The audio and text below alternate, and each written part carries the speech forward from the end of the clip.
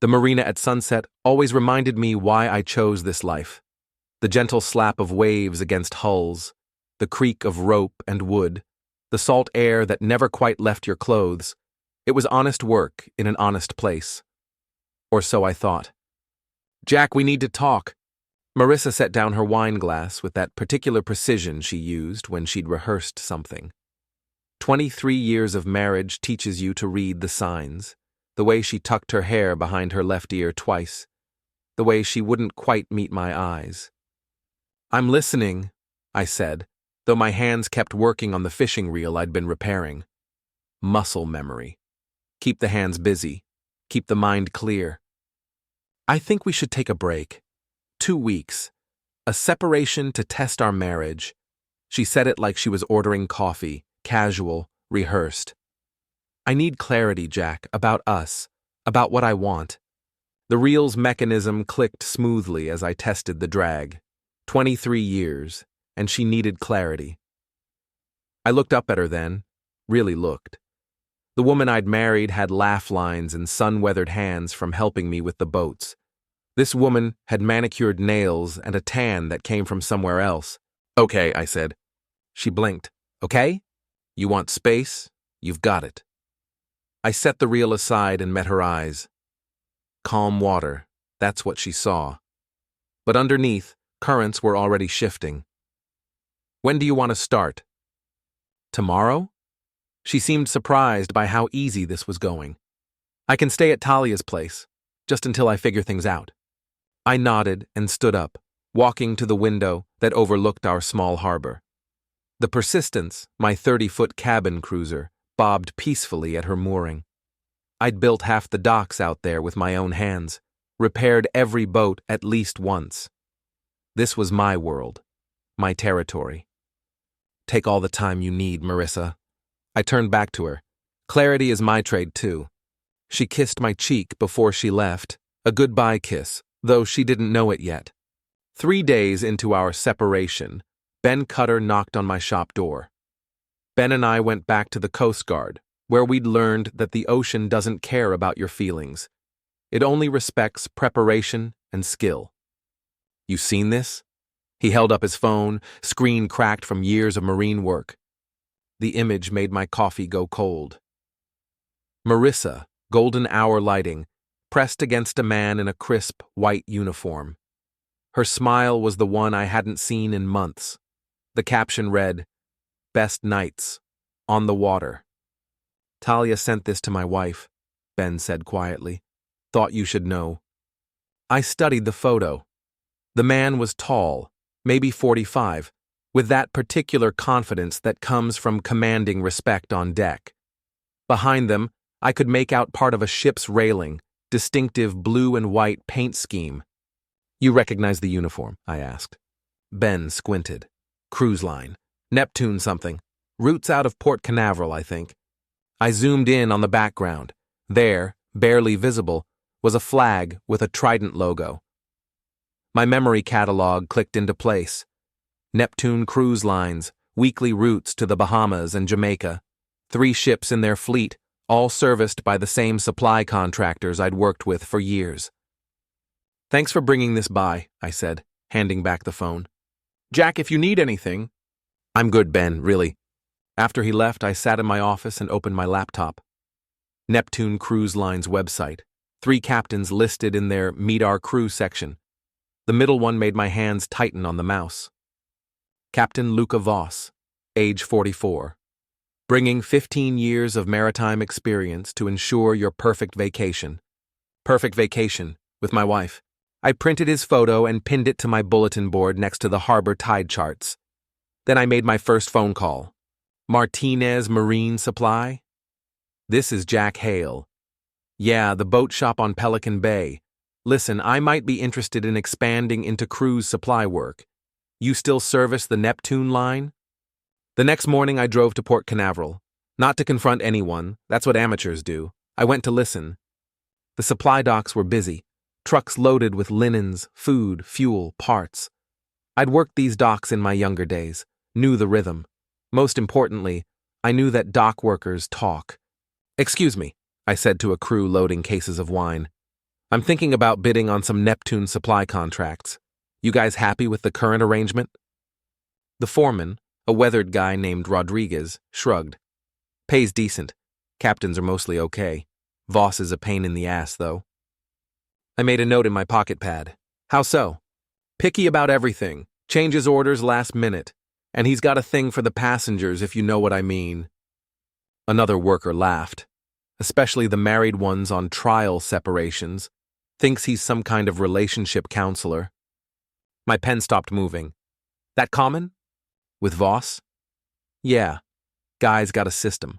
Finds women having marriage problems, plays the understanding captain. Usually works. This week he's got some blonde from the coast, boutique travel agent or something. I closed the notebook. Well, thanks for the insight. I'll be in touch about those contracts. Walking back to my truck, I felt the familiar calm that comes before a storm. Not anger. Anger makes you sloppy. This was something colder, more patient. At a marine chandlery nearby, I struck up a conversation with a deckhand grabbing cigarettes. You work the Neptune routes? I asked. Yeah, the Trident Dawn. Why? Thinking about taking my wife on a cruise. She's been stressed about our marriage. Heard Captain Voss is real understanding about that kind of thing. The kid snorted. Understanding? Right. Dude, your wife goes on Voss's ship with marriage problems. She's gonna come back with different problems. He's got a whole setup. Private dinners, counseling sessions in his cabin. Real piece of work. He leaned closer, lowering his voice. This trip, he's got some woman practically living in his quarters. Married, from what I hear. Real pretty, but she's in deep with him. They don't even try to hide it anymore. I thanked him and got back in my truck. But instead of going home, I drove to the county courthouse. Property records, business licenses, maritime documentation. All public information if you know where to look. By sunset, I had a complete picture. Luca Voss owned a condo on the beach, had an ex-wife named Gina in Tampa, and was planning to start a private charter business after his cruise contract ended. He'd already put a deposit on warehouse space at Marina del Rey. I made one more call before heading home. Gina Voss? This is Jack Hale. I'm investigating some insurance claims involving your ex-husband's maritime activities. Would you have a few minutes to talk? While Marissa was finding herself in Captain Voss's cabin, I was doing some finding of my own. 23 years of marriage creates a lot of paperwork, and most of it was in my name. The boat shop, mine. The house, joint ownership, but I'd been making the payments since day one. Our joint savings account, well, that was about to become less joint. Mr. Hale, are you sure about restructuring everything at once? My attorney, Sarah Chen, looked concerned. It's quite aggressive. My wife is on an extended vacation, I said. I want to make sure our assets are protected while she's away. Sarah nodded. She'd handled divorces before. The business accounts will be frozen until we can establish separate ownership. The house will need her signature to sell, but you can certainly protect your equity. Do it. I transferred the boat into my name alone, easy enough since Marissa had never been on the title. Changed the locks on the shop, updated the insurance policies, and moved our emergency fund into a new account. When Marissa called that evening, I was in my workshop, rebuilding an engine. Jack? The connection's terrible out here. Her voice crackled through bad satellite reception. How are you doing? Fine, keeping busy. I've been doing a lot of thinking, about us. This time away, it's really helping me understand what I want. I could hear music in the background, steel drums. That's good, Marissa. Take all the time you need. Actually, I was wondering if we could extend this. Maybe another week? I feel like I'm just starting to get clarity. Whatever you need. I tightened a bolt. The shop's doing fine. Ben's been helping out. You're being so understanding about this. I love you for that. Love past tense or present, I couldn't tell anymore. After we hung up, I walked out to the dock where my boat waited. In the wheelhouse, I'd left a wrapped box on the captain's chair. Inside was a chrome anchor about 6 inches long and a note. For when you're ready to stop drifting, -J. I hadn't decided whether to give it to her or keep it as a reminder. Either way, it felt right to have it ready. The harbor was quiet, except for the gentle percussion of halyards against masts. Tomorrow, the real work would begin. Gina Voss turned out to be a gold mine of information, not because she was vindictive, though she had reason to be, but because she was thorough. When you divorce a man like Luca, you document everything.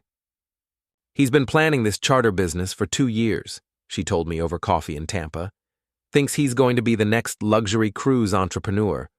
Problem is, he doesn't have the capital. She slid a folder across the table.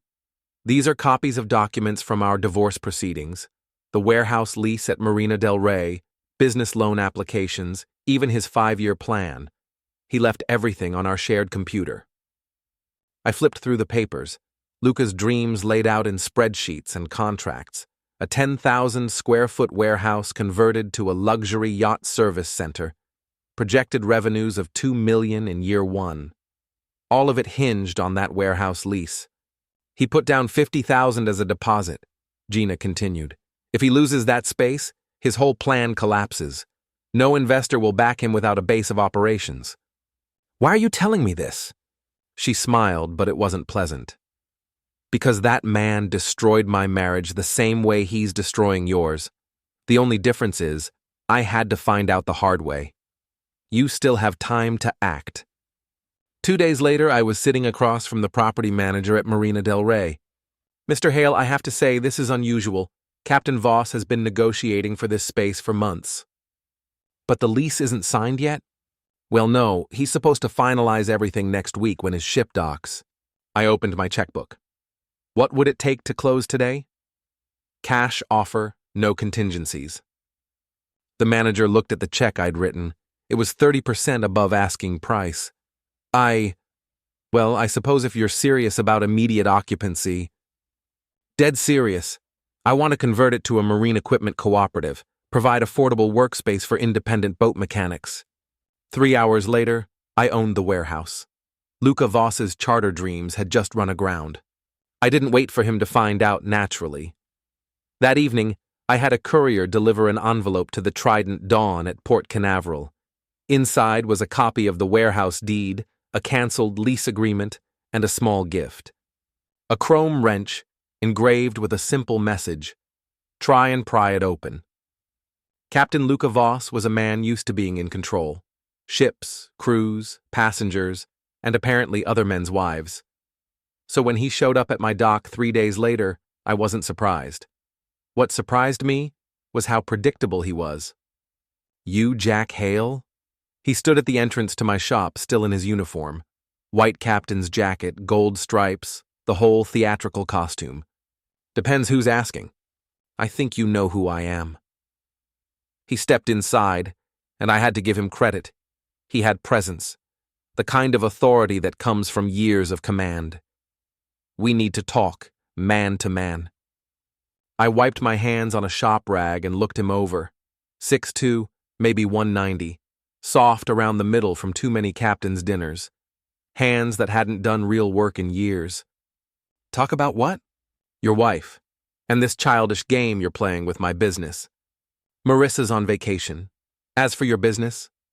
I shrugged. I don't know what you're talking about. His jaw tightened. Don't play stupid with me. The warehouse deal, the private investigator questioning my ex-wife. You think you can intimidate me? I set down my tools and faced him fully. Captain, you want to talk man to man? Let's walk out to the dock. More private. He followed me outside exactly like I knew he would. Pride makes men predictable. The floating dock extended 50 feet into the harbor with boat slips on both sides. I'd had Ben help me earlier that morning with some maintenance.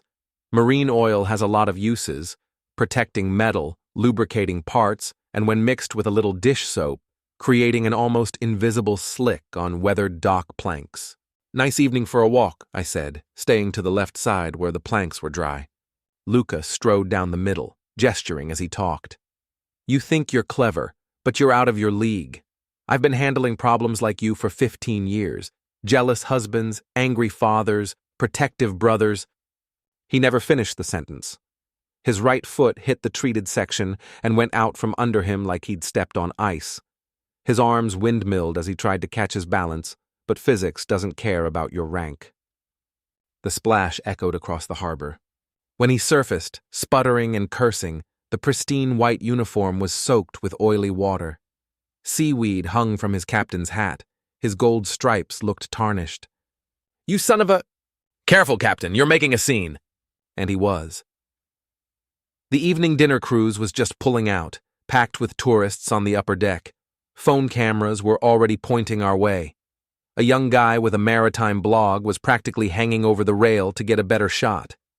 "Captain overboard!" someone shouted, and the laughter carried across the water. Luca hauled himself up the dock ladder, dripping and furious. "You think this is funny?" "I think it's educational." I handed him a towel from the supply box. "Water's tricky. You have to respect it, or it'll take you down." He threw the towel back at me and stormed off, leaving wet footprints and the scent of fish and humiliation. By the time I got back to the shop, the video was already online. Cruise Captain Epic Fail had 3,000 views and climbing. My phone rang an hour later. "What the hell did you do?" Marissa's voice could have cut steel. I gave a man some advice about respecting the water. Not my fault he didn't listen. "You embarrassed him in front of everyone. That video is everywhere." I sat down in my office chair and put my feet up. "You can scream louder, Marissa, but no one's listening." The line went quiet for a long moment. "This isn't over, Jack." "No," I agreed, "it's not." My sister Kate had always been direct. It's what made her a good nurse and a terrible liar. So when she showed up at the shop the next morning with coffee and that particular expression, I knew the conversation was overdue. "How long have you known?" I asked before she could start. She sighed and handed me a cup.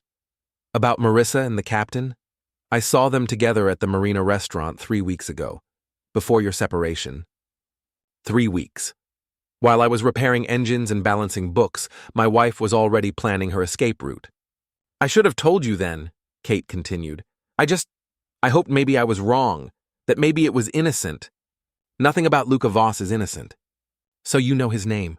"I know a lot of things now." I took a sip of coffee. It was still bitter, but everything tasted bitter these days. "Why didn't you say something?"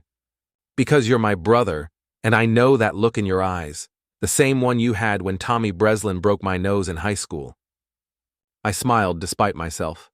Tommy Breslin had spent 2 weeks eating through a straw after that conversation. "This is different, Kate. I'm handling it legally." "Are you?" "Because that video of Luca taking a swim is all over social media. People are starting to talk." Let them talk. Talk was just noise. Action was what mattered. That afternoon, while Marissa was presumably getting clarity in the captain's quarters, I put the next phase into motion. A process server named Rodriguez owed me a favor from when I'd repaired his boat engine for cost. "Unusual request," he said, looking at the papers. "You want me to serve her at a business meeting?" "She's meeting with potential investors for her travel agency today at 2 p.m., the Harbor Club downtown. She'll be trying to impress them with her success and stability." Rodriguez grinned. "This is going to be awkward." At 2:15, my phone buzzed with a text from an unknown number. Package delivered. Lady was not happy. I could picture it. Marissa in her best business suit, pitching her boutique travel expertise to investors, when Rodriguez walks in with a legal envelope marked Joint Property Dissolution Proceedings. Nothing says stable business partner like getting served divorce papers during your PowerPoint presentation. She called at 6 p.m. "You bastard, you complete bastard." "How did the meeting go?" "You know exactly how it went. They walked out, Jack. 3 potential investors gone." "I'm sorry to hear that. Did you get the papers?" "Of course I got the papers. In front of everyone. How could you do this to me?" "Do what? Protect my assets during our separation? You said you needed clarity. I'm providing it." "You're destroying my life." I looked out at the harbor, where the Persistence waited patiently at her mooring. 23 years of marriage, and she thought this was about destroying her life. "I'm just getting started, Marissa." The line went quiet except for her breathing. "Luca was right about you," she said finally. "You're small and petty and mean." "What else did Luca tell you about me?" But she'd already hung up. I made myself dinner and ate it on the dock, watching the sunset paint the water gold and orange. Somewhere out there, the Trident Dawn was heading back to port with its cargo of satisfied tourists and one very unsatisfied captain. Tomorrow, I'd teach Captain Voss another lesson about respecting the water. The marina complex had security cameras everywhere except one place, the emergency stairwell between the parking garage and the main dock level. It was a blind spot I'd discovered years ago when I was installing safety equipment for the harbor master. Luca Voss discovered it too, but for different reasons. I was leaving Mama Rosa's restaurant after dinner when I heard footsteps echoing in the concrete stairwell. Heavy, deliberate, trying to be quiet. Amateur hour. Jack Hale. I turned. Luca stood 3 steps above me, no longer in his pristine uniform. Dark jeans, black jacket, work boots. He'd traded the captain costume for something more practical. "Captain, little late for a stroll, isn't it? We're going to settle this right now." He started down the steps. No games, no tricks, just you and me. I waited until he reached the landing. "What did you have in mind?" "I'm going to beat some sense into you. Then you're going to back off.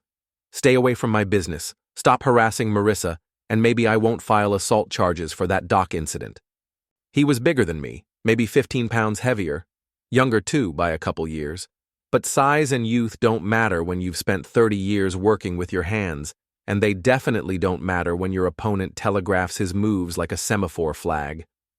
Luca came in with a wide right hook, putting his whole body behind it. Textbook bar fight form.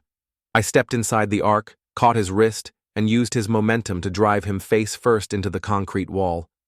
The sound echoed in the stairwell like a gunshot. He bounced back, nose streaming blood, and tried to grapple. That was his second mistake. On a ship, you learn to move in tight spaces, to use every handhold and leverage point. In a stairwell, the rails and walls become part of your arsenal. I twisted away from his grab, caught him behind the knee with my boot, and watched him fold backward onto the steps. Before he could recover, I had his arm twisted up behind his back and his face pressed against the metal handrail. "Lesson 1, I said quietly. Never fight a man on his home ground." He struggled, cursing. The words were muffled by blood and pride. "Lesson 2. I've been working with my hands since before you learned to tie your shoes. This isn't a fair fight. It's a demonstration." I let him go and stepped back. He rolled over, wiping blood from his nose, eyes wild with humiliation and rage. "You're finished," he snarled. "I'll destroy you, your business, your reputation, everything." "With what? Your stellar professional record? The warehouse you don't own? The viral video of you falling off my dock?" I pulled out my phone and dialed 911. "Yes, I'd like to report a disturbance at the marina complex. There's a man in the stairwell yelling about someone's wife. He seems agitated. Might be high or drunk." Luca's eyes went wide. "You can't." "I just did." I stepped over him and headed up the stairs. "Security will be here in 5 minutes. I'd suggest you compose yourself before they arrive." "This isn't over." "No," I agreed. "It's not." I was halfway to my truck when I heard the sirens. By the time I reached the harbor, Luca was already in the back of a police cruiser, still bleeding, and now explaining to 2 very skeptical officers why he was lurking in a marina stairwell at 10 p.m. My phone rang as I was unlocking the shop. "Jack?" "It's Marissa. Luca just called. He's been arrested. What did you do?" I defended myself against an intruder. He's lucky I didn't press charges. "An intruder? He was trying to talk to you." "In a dark stairwell? With blood on his knuckles?" Funny way to start a conversation.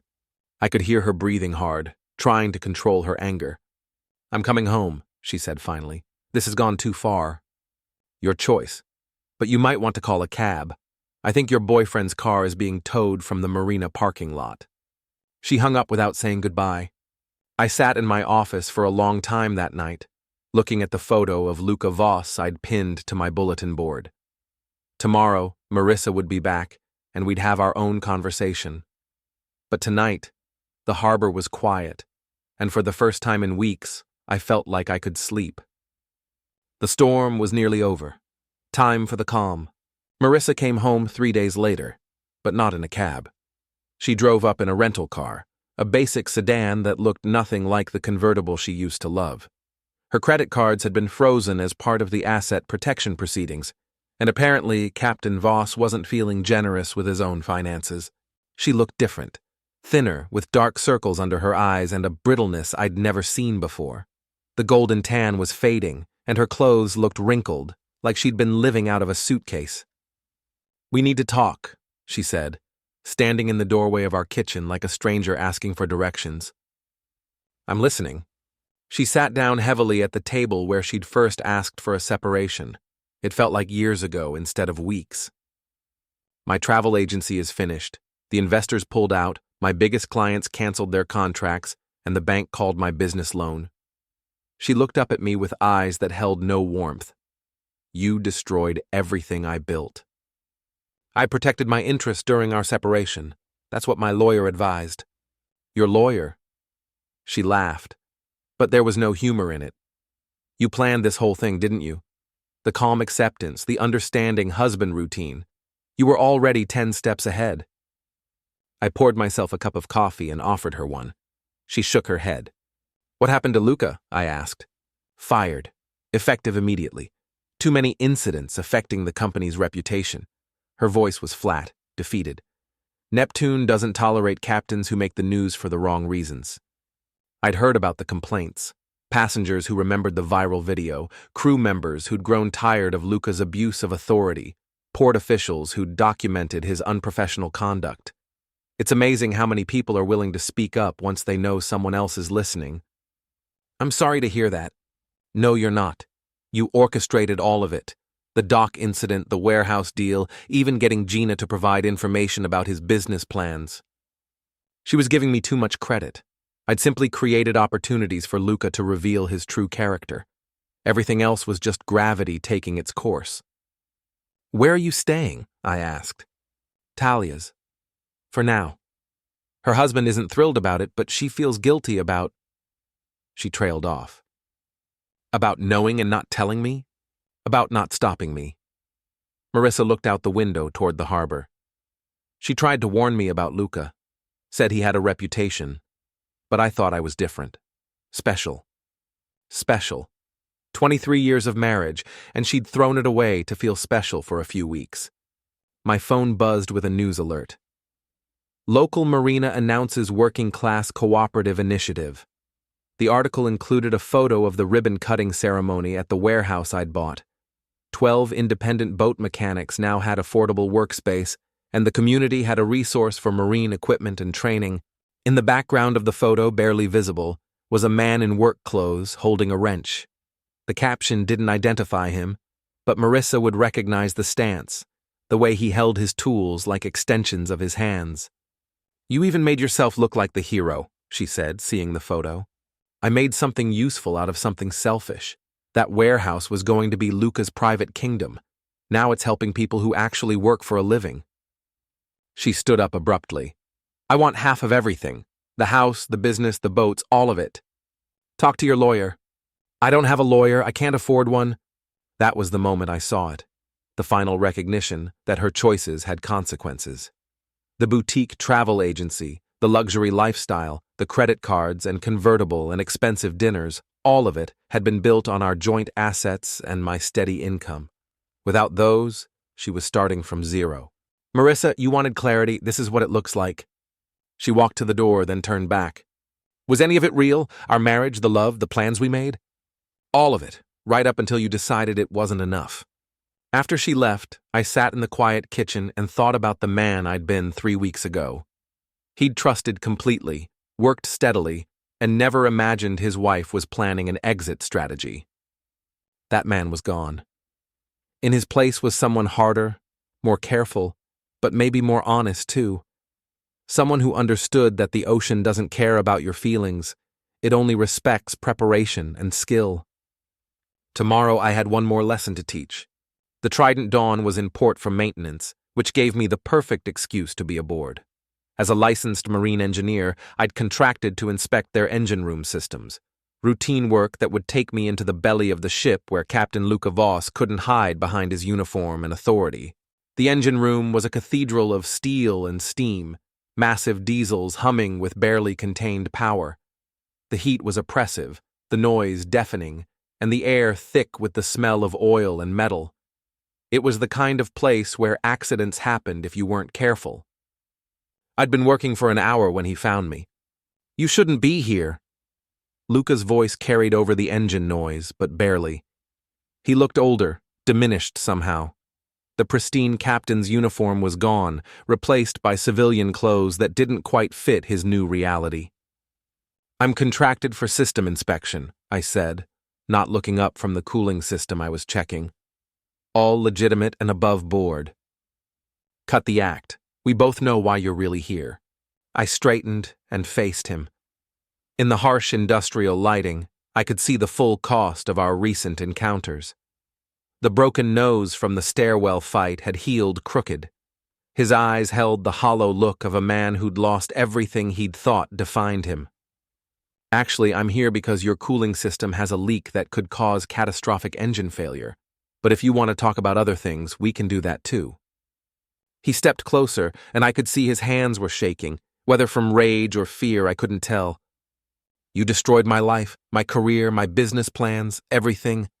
"I didn't destroy anything, I just stopped enabling it." The engine room amplified every sound, the roar of machinery, the hiss of steam, the echo of our voices off steel walls. It was like being inside the heart of a mechanical beast. "You think you're so smart," Luca said. "So righteous. But you're just a small man with a small life, and you couldn't stand that your wife wanted something more." He was working himself up, feeding on his own anger.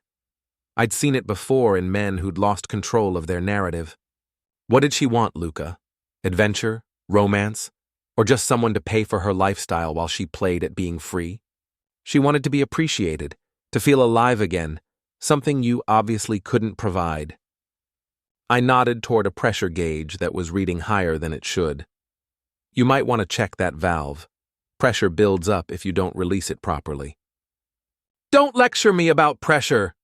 He lunged forward, swinging wildly. But this wasn't a dock or a stairwell.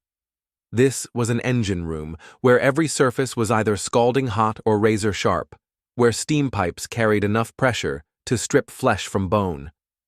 It was no place for an angry, careless man.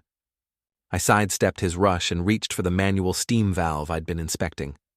One quick turn, and superheated steam erupted from the pipe exactly where Luca would have been if he hadn't stumbled backward. The steam hissed past his face, missing him by inches, close enough to feel the heat, to understand how quickly carelessness could become catastrophe. Jesus. He pressed himself against the far wall, eyes wide. "You came for control," I said, closing the valve. "I just showed you how easy it is to lose it." He stared at the pipe, then at me, finally understanding that this wasn't a game. In here, surrounded by tons of machinery and enough stored energy to level a city block, his threats meant nothing. "Stay away from me," he whispered. "Stay away from both of us." "I don't have to stay away, you're already gone." I picked up my tools and headed for the exit. At the engine room door, I paused. "Luca, fix that cooling leak. It's dangerous to ignore problems just because you don't want to face them." I left him there among the engines, smaller and more lost than when I'd found him. The phone call came at dawn, 3 days later. Prepaid number, unknown caller. I let it ring twice before answering. "Jack?" Marissa's voice was barely a whisper. "Please, I have nothing left. No money, no business, no friends. Talia asked me to leave. Please, just talk to me." I sat on the edge of my bed, looking out at the harbor where the morning light was turning the water silver. The Persistence waited at her mooring, patient and ready. "You had 10 years to talk, Marissa. You spent them on him." The silence stretched between us like deep water. "I made a mistake," she said finally. "A terrible mistake.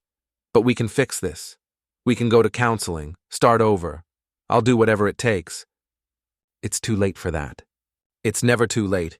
23 years, Jack. That has to count for something." I walked to the window and looked down at my shop. The sign I'd painted myself still hung over the door.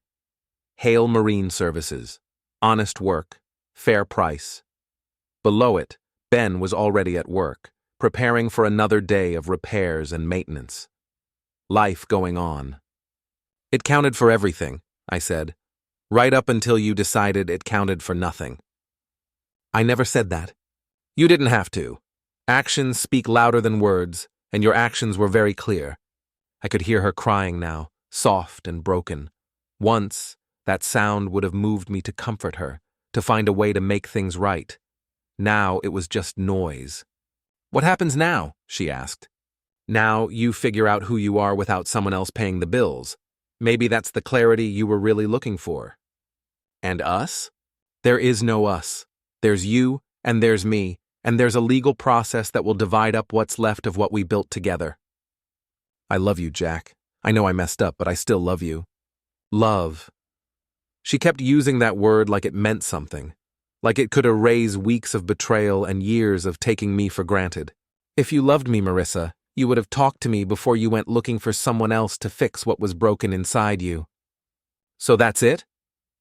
You're just going to throw away everything we had? I didn't throw it away, you did. I'm just cleaning up the mess. I hung up and turned off the phone. An hour later, I was in my shop, working on a diesel engine that had seized up from neglect. The owner had ignored the warning signs, the rough idle, the oil pressure drops, the subtle changes that meant trouble was brewing. Now the engine block was cracked beyond repair, and he'd have to start over with something new. Ben brought me coffee around 9. You okay, boss? Getting there. Marissa's been calling around looking for someone to help her with legal fees. Word is she's pretty desperate. I set down my wrench and looked at him. What do you think I should do? Honestly, I think you should let her figure it out on her own. Woman made her choices, now she gets to live with them. Ben had been married to the same woman for 30 years. He understood the weight of commitment, the daily choice to stay and work through problems instead of running toward something shinier. Besides, he continued, you've got more important things to think about. That cooperative you set up at the warehouse, it's bringing in good mechanics, honest people who need a break. You're building something that matters. He was right. The warehouse project was already showing results. Young mechanics getting started, older ones sharing knowledge, everyone working together to keep boats running and people safe on the water. Around noon, Detective Rourke stopped by. We'd known each other for years. He investigated maritime accidents. I repaired the damage afterward. Heard you had some excitement with that cruise captain, he said, settling into the spare chair in my office. Nothing I couldn't handle. Yeah, I figured. Guy like that, all bluster and no substance. We've had complaints about him for months. Harassment, abuse of authority, misuse of company resources. Amazing how quickly it all came together once people started talking. He sipped his coffee and watched me work. Your wife's friend Talia came in yesterday. Wanted to file a report about threats she's been receiving. Anonymous calls, someone blaming her for ruining a good woman's life. I looked up from the carburetor I was rebuilding. Any idea who's making the calls? Working theory is it's connected to your situation. Man loses his job, his reputation. Maybe he starts looking for someone to blame besides himself. You think Luca's harassing Talia? I think desperate men do stupid things, and Captain Voss is running out of people to blame for his problems. Rourke finished his coffee and stood up. Just thought you should know. Keep your eyes open and maybe check on your ex-wife from time to time. Desperate men sometimes go after what they think was taken from them. After he left, I sat in my office and thought about Marissa, alone and broke, dealing with the consequences of choices she'd made in pursuit of something she couldn't even name. I felt no satisfaction in her suffering, but I felt no obligation to end it either. The afternoon brought steady work, routine repairs, maintenance jobs, the kind of honest labor that had built my reputation over 2 decades. Each completed job was proof that some things endured, that skill and reliability still mattered in a world that often seemed to value flash over substance. As the sun set over the harbor, I walked out to the end of my dock. The Persistence bobbed gently at her mooring, ready for whatever journey came next. Maybe I'd take her out this weekend, follow the coast north to places I'd never been. The open water was calling, promising freedom from the weight of old promises and broken trust. My phone buzzed with a text from an unknown number. This isn't over. I deleted it without responding. Some storms blow themselves out if you don't give them anything to feed on. The harbor was settling into its evening rhythm. Boats returning from day trips, fishermen heading out for night runs, the eternal cycle of departure and return that had governed this place long before I arrived and would continue long after I was gone. I walked back to my shop, where tomorrow's work waited. An honest day's labor, fair payment, the satisfaction of fixing what was broken and making it whole again. Not everything could be repaired, but most things could if you had the right tools and the patience to do the work properly. In my office, I took down the photo of Luca Voss and dropped it in the trash. I didn't need reminders of storms that had already passed. Outside, the waves lapped against the pilings with their ancient rhythm, and the harbor lights reflected on dark water like scattered stars. The tide was turning, as it always did, carrying away what was finished and bringing in whatever came next. I locked up the shop and headed home, where I would sleep peacefully for the first time in months. The storm had passed, leaving behind only calm water and clear skies. Tomorrow would bring new work, new challenges, new opportunities to build something worthwhile. But tonight, there was only the quiet satisfaction of a job well done and a debt fully paid. The harbor kept its own counsel, as it always had, holding its secrets beneath the surface, while the tide carried everything else away to sea.